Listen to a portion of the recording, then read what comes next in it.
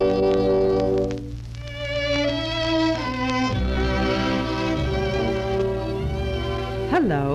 How are you this morning?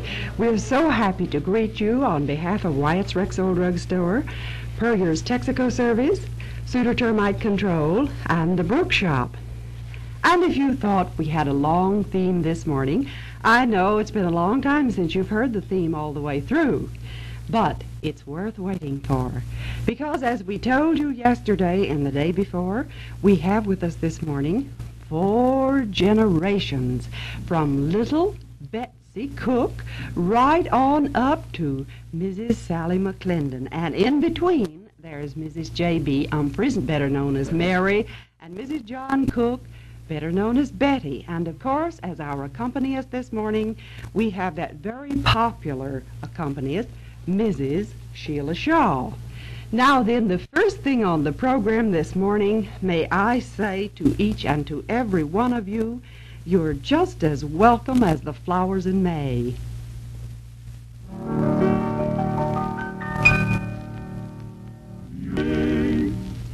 Hello, Betsy.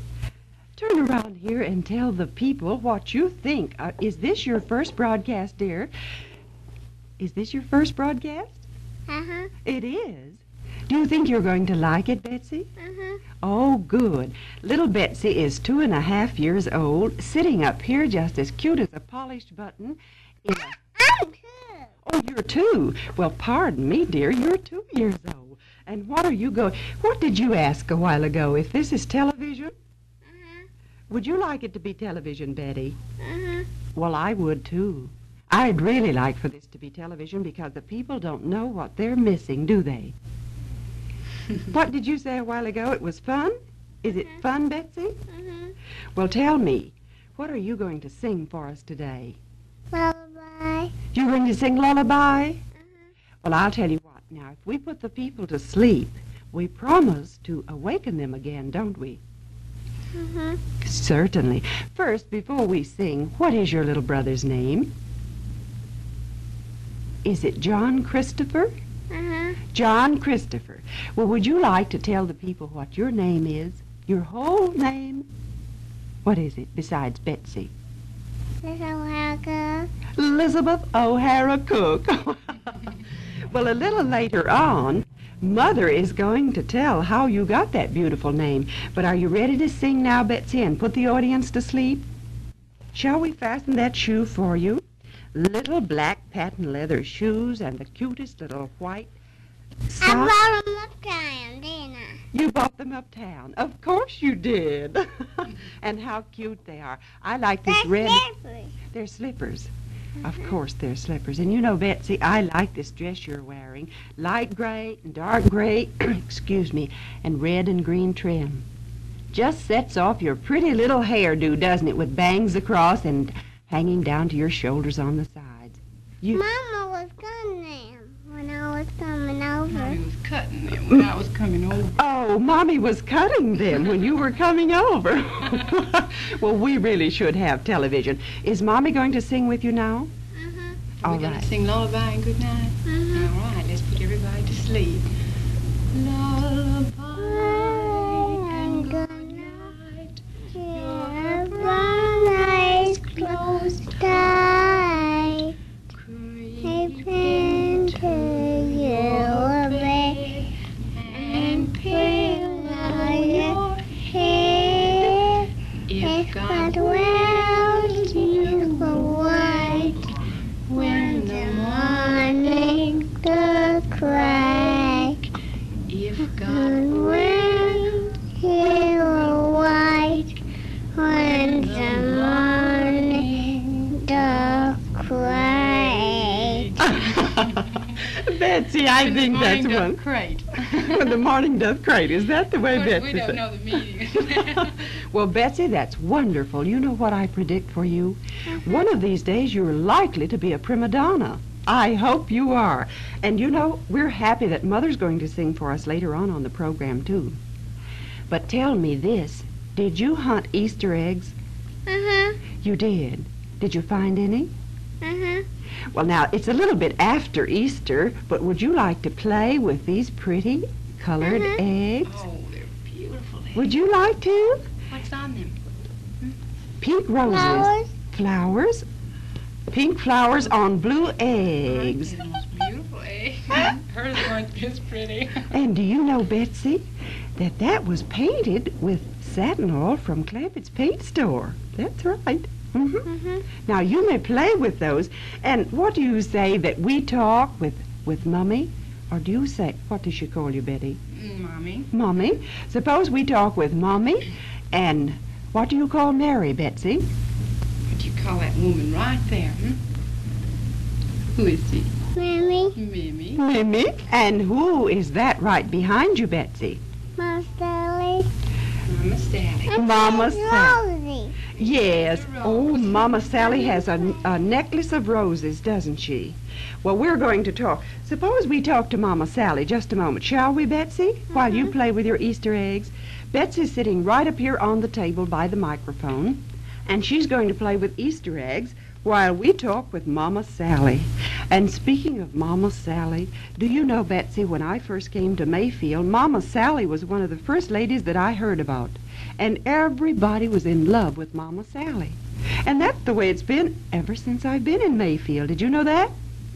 You're in love with Mama Sally, too, aren't you? Well, I know you are. And Mama Sally, we want to tell you how happy we are to have you on this program today. It's really an honor, a pleasure, and a privilege beyond description. Thank you. Do you know what? I've heard so many glowing things about you, Miss Sally, that I just want to get you started talking. And one of the first things I want to find out are some of your very first impressions of Mayfield. So let's turn back the years, shall we? I see some on top of Smoky. Oh, you do? And a pocketbook and a lamp. Guitars on top. Why, Oh, certainly. Mama must have did it rough. Let's talk to Mama Sally. Okay. I think I was just a little older than Betsy when we moved to Mayfield from 2 miles out in the country. I've lived here all my life. You have. And which way out in the country, Miss Sally? This side of Oak Grove. This side of Oak Grove. And then, as the years went on, your first impressions. I couldn't go that far back. Oh. I couldn't remember what my first impressions were, but I can remember conditions in Mayfield when I was quite a girl. Our streets, as I said recently, in the winter they were paved with mud, and in the summer they were paved with dust. It was quite a long while before we had really streets that we could walk across in the wintertime. And was that not in the days when you wore long skirts? No, that was in my girlhood days. I was a young woman when we wore long skirts, and they were really long. We had to hold that skirt up as we walked to church and back. Well, It that's was a what I was semi-train. wondering. That's what I I was a wondering. young woman then. Oh, you were. Well, now just go right ahead and let's just turn back the years for a moment and see what Mayfield looked like back then. See, I don't remember it back then. It wasn't so large. We lived this side of the railroad on Water Street, and that was almost the outer skirts of the town then. I was thinking last night about the ice house. I don't know what they called it. It was a barn that Will Starks had. His father was the confectioner of the town, and that was Mabel Robertson, Miss W.W. Robertson's grandfather. And Will Starks had the ice house, and our ice supply for the summer came from that barn. In the winter, when there was a freeze, he'd cut the ice and store it in the barn, Cut it from off the of farm, the didn't you? Woolen Mill Pond. Why, Miss Sally, And- that was some 80 years ago, wasn't it? No, not quite. Not quite. Perhaps it was. I guess you're right. And Mrs. And- W.W. Robertson, isn't she the lady that plays the organ so beautifully at the Presbyterian Church?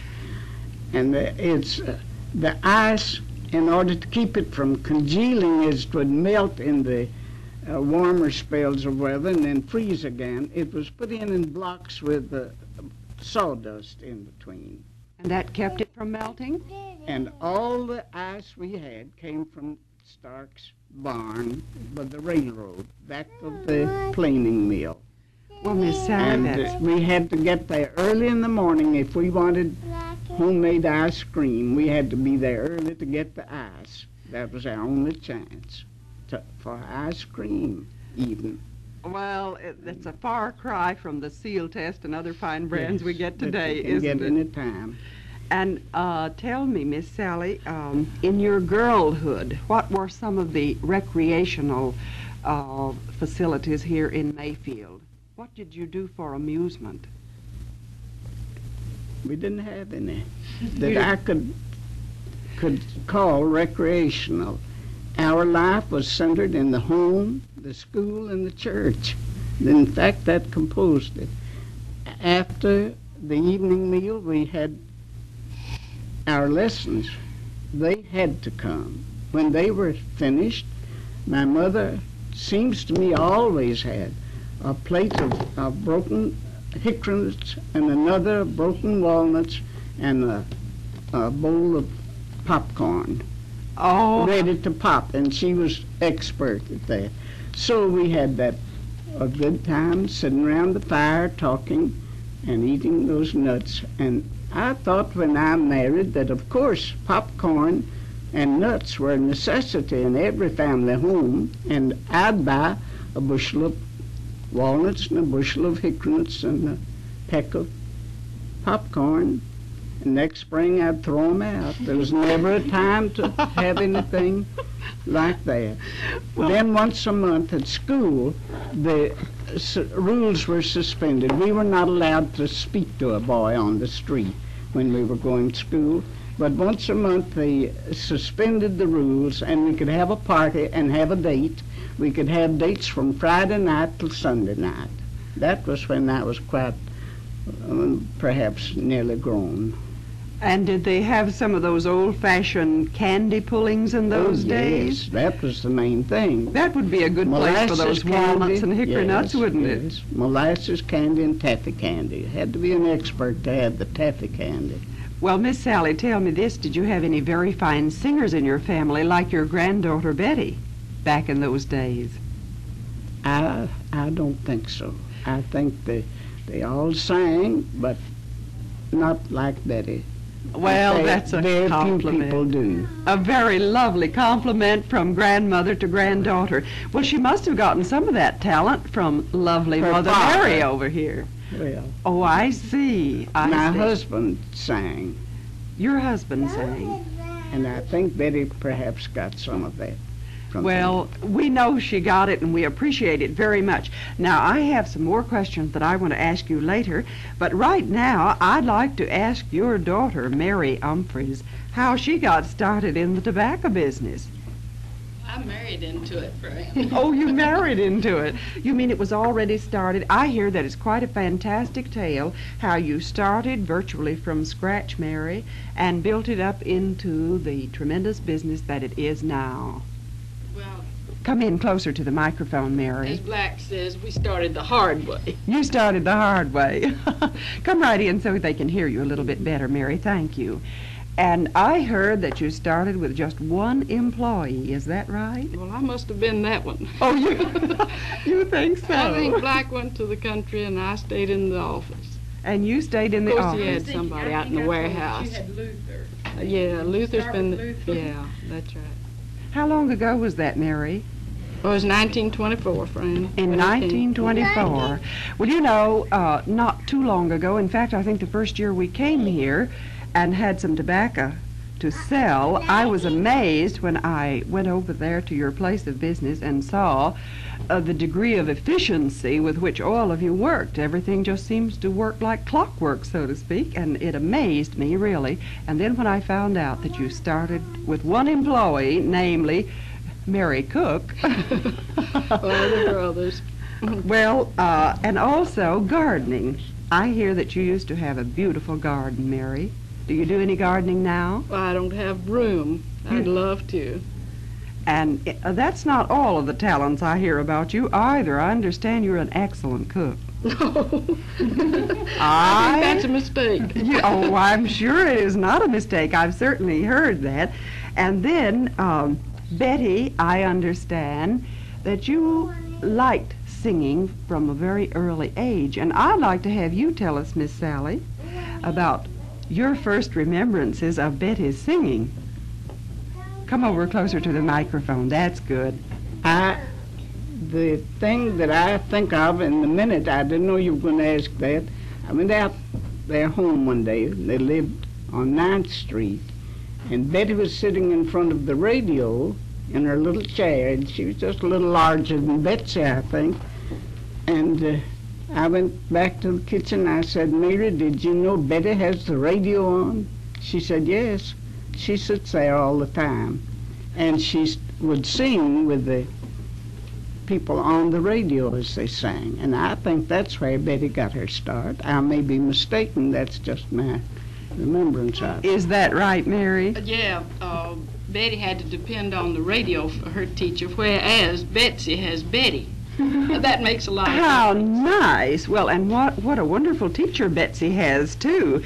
Well, Betty, I want to know, when you first started to play in the band, you just have all kinds of talents. I started, was I 12 the summer that I started taking band lessons, and then joined the band in the fall.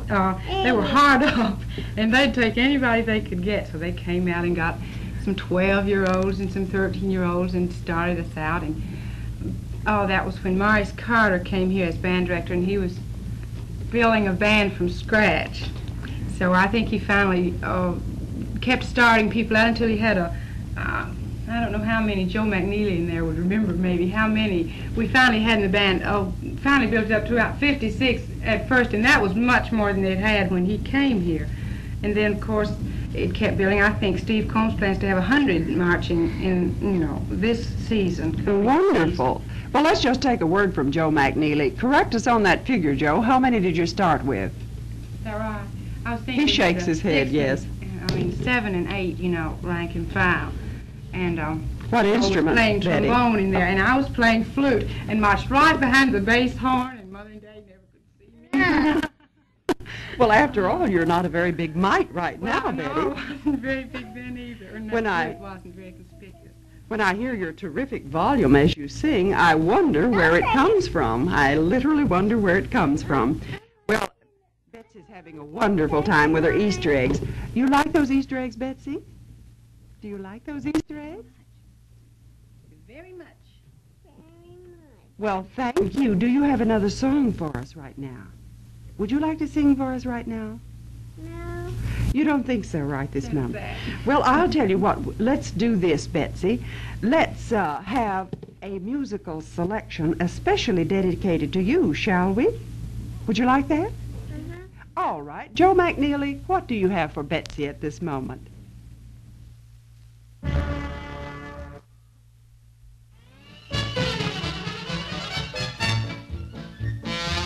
Here comes the circus parade.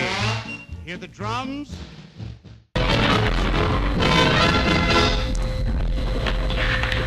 Well, Betsy, I hope you like that, especially for you. And now, would you like to crawl up on the table again while Mummy sings a beautiful song for us this morning?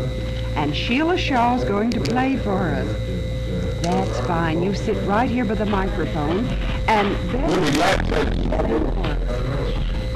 And this is an arrangement of a folk song, an Appalachian Mountain folk song called Black is the Color of My True Love's Hair. fine. All right, Betty.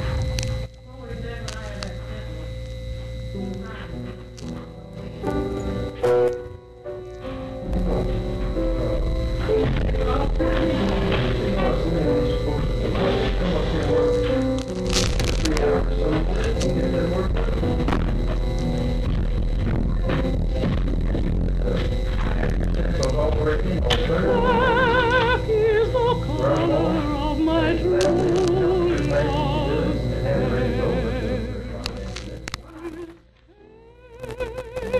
Something one must say.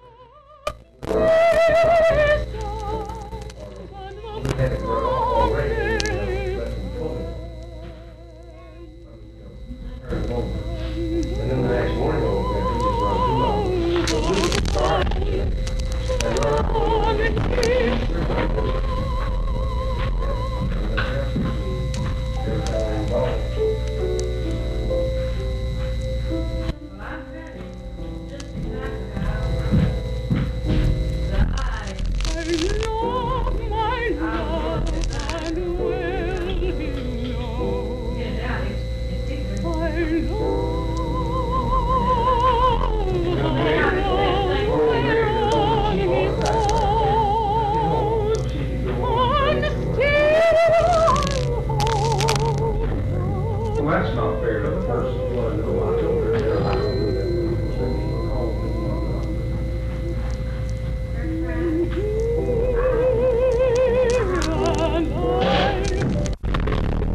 Hello?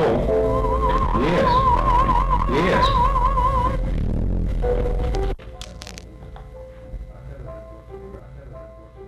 Oh, well. L.W. Murdoch. Now, what would be a good night next week?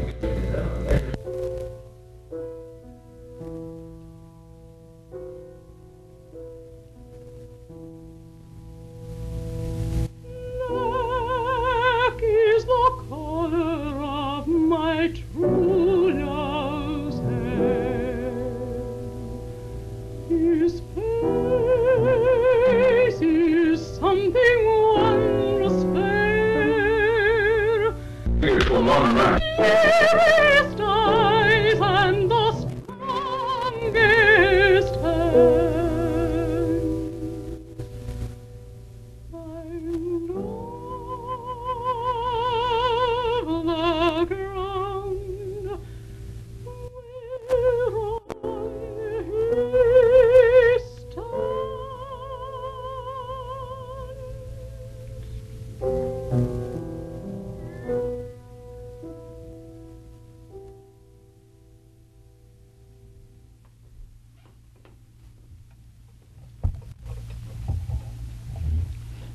Thank you, Betty.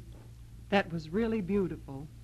And I could see the pride in the face of your mother and your grandmother as you sang. And I'm sure that there's pride in the face of our listeners, too. I don't know about you, but I'm mighty proud of that voice of yours, Betty. Thank you. And Sheila's ability to play, too. By the way, yes, Mother's going to sing now.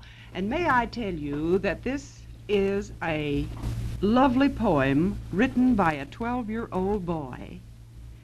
And Betty is going to sing this song, especially since it's so near Mother's Day. And it's entitled, For My Mother. Walk on your